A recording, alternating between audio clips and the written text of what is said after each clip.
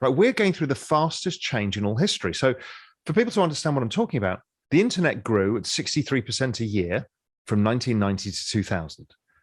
The internet was 140 million users at 1997-ish. Crypto is about the same now. But the crypto digital asset space is growing at 113% a year. This is the fastest adoption of any technology in all recorded history. People don't want to believe it. How can my very system of money change in front of my eyes? What does the central bank mean any longer? What does it mean for my savings? What does it mean for, the thing that I've railed about all the time is gold, that'll save you from all of this. And now there's something else. Everyone has to drop so much of their kind of outward facing belief system. And it's hard. So that will slowly change over time. But generally, the macro people who are broad-minded have entirely changed. Raoul, I want to get more and more granular as this conversation goes on into some of the nitty-gritty details about what's going on in the world of crypto. But before we do that, I want to just emphasize the role of the macro perspective when using that perspective to actually understand what's going on when we get to those nitty-gritty details like NFTs and metaverse and whatever. And so let's just keep going on this. What is so powerful about the macro perspective, and what properties about Bitcoin, Ethereum, and crypto make this obviously a macro conversation? Right? Yeah, like you talk about internet adoption, you talk about like network effects and Metcalfe laws. Like why does the properties of crypto so neatly fit into a macro perspective? The easiest way of explaining it is by my journey. How did I get here? And my journey was I was macro for 30 years. It was 1997 where the world changed. 97 and 98 was the Asian crisis. The Asian crisis was a sovereign debt crisis and a corporate debt crisis that wiped off the value of Asian stock markets by 90%, currencies collapsed 80%. It was a total wipeout of wealth in Asia. And it was driven by debt. The answer to 1997 and 98 was to cut interest rates. Long-term capital management, the giant hedge fund, blew up at that time as well. The answer to that, because it could have taken down the financial system, was to cut rates. That led to, firstly, a massive rally in equities and pouring of money into the internet boom. So that was a VC-led rally plus all the stocks. That obviously ends up morphing into where we are today. Crypto could not have happened without the internet. But what happened over that period is a massive debt bubble in property. So the debt bubble continued. It, in fact, accelerated. Then it blew up the entire world's banking system in 2008. Nobody knew who'd owned what.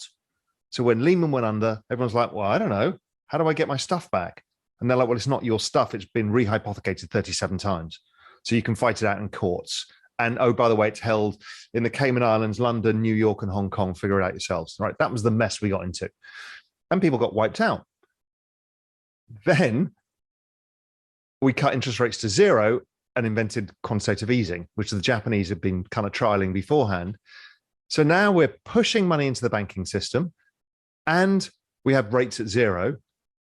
And so humans being humans go, well, great, we'll just borrow more money. And they just keep borrowing money. So all of us in macro have been watching this and talking about it for a long time, 20 years, long time. And we knew, business cycles only come along once every 5 to 8 years. And it all comes to a head in a recession.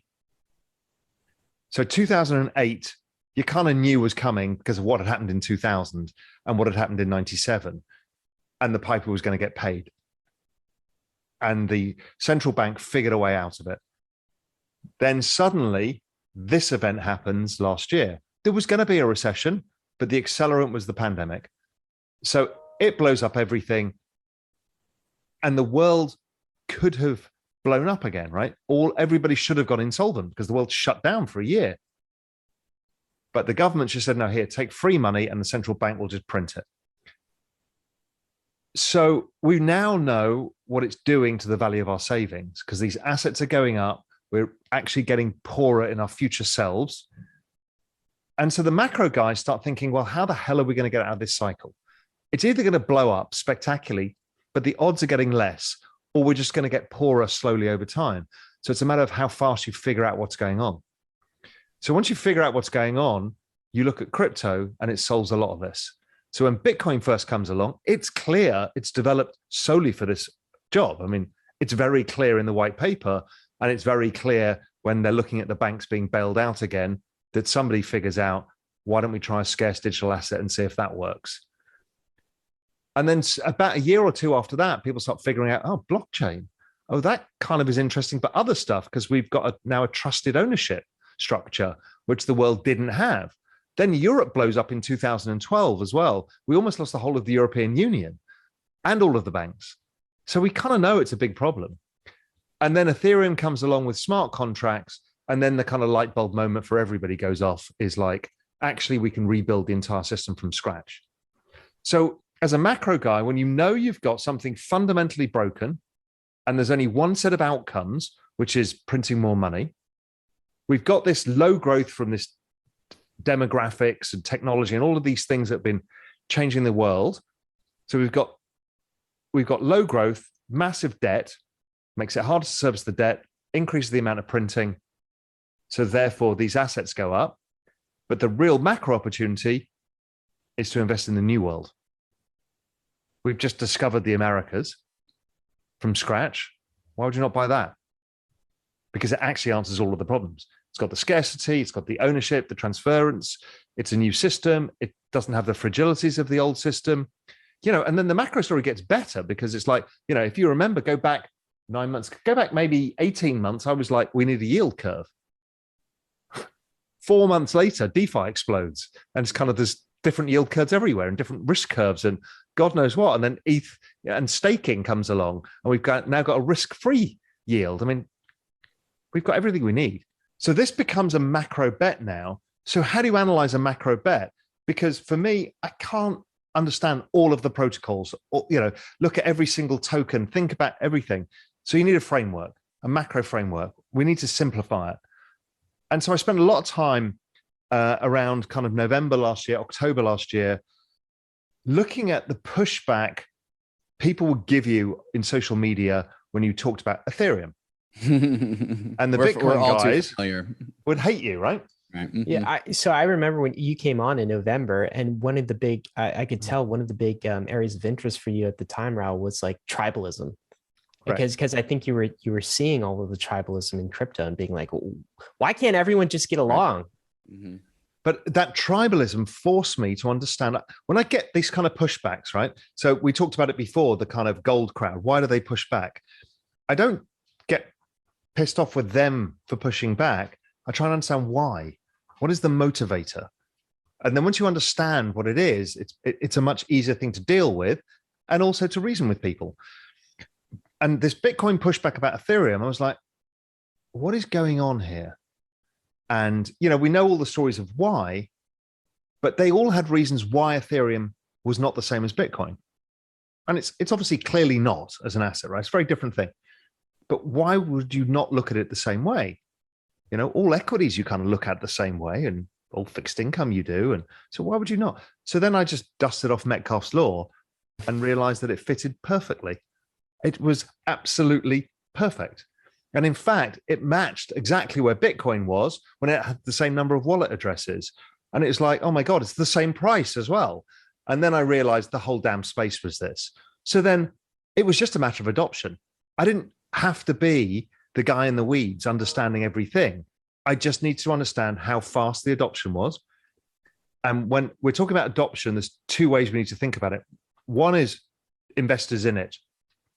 So we can see Doge, for example, classic example of a one-side network effect. So price goes up because a bunch of investors, but if they go, it would all disappear.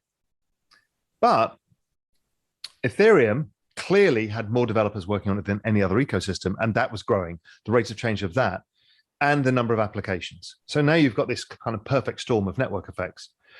And that helps me understand stuff like Doge as well. I mean, people are like, this is a scam, blah, blah, blah. I'm like, no, it's not. If you've got $40 billion of value in it from investors alone, then all somebody needs to do is figure out the other side. And you've got a massive network. And the first person to do that was actually Mark Cuban. Mark said, fine, you can use Doge at Dallas Mavs. And then Elon had seen it as well. And clearly he's working on something to do with it, whether it's streaming car payments or whatever it's going to be. It's very clear that it's going to be used. And that's fine, because you become less cynical about what these things are, and you can judge everything by, is it a real network effect or not? And that's made the space much more investable, much more macro, much more understandable, and much less tribal. Absolutely.